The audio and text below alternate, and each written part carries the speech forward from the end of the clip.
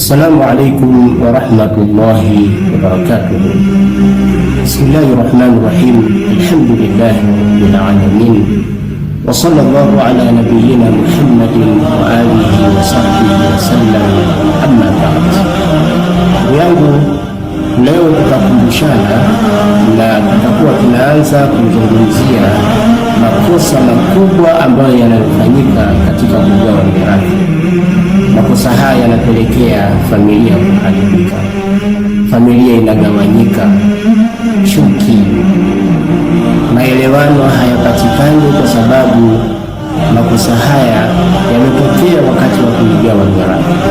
Kuna makosa matano ambayo insha Allah tutayazungumza haya, lakini katika sehemu yetu hii tutazungumza makosa matatu na makosa mengine yaliyobakia mawili tutazungumza katika sehemu itakayokuja.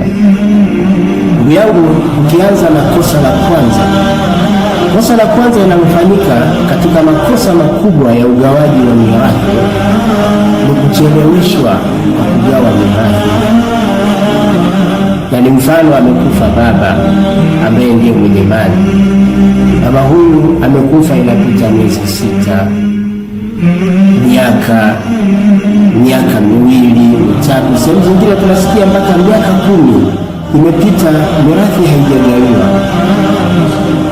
Tendo hili ndugu yangu la kutokugawa mirathi kwa wakati linapelekea ile mali iliyoachwa kuanza kudokolewa. Kuna watu wanaila ile mali,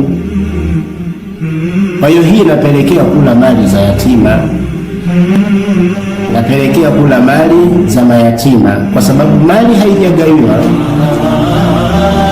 Na suluhisho katika hili ndugu yangu ni kuharakisha kugawa mirathi. Hii ndio suluhisho.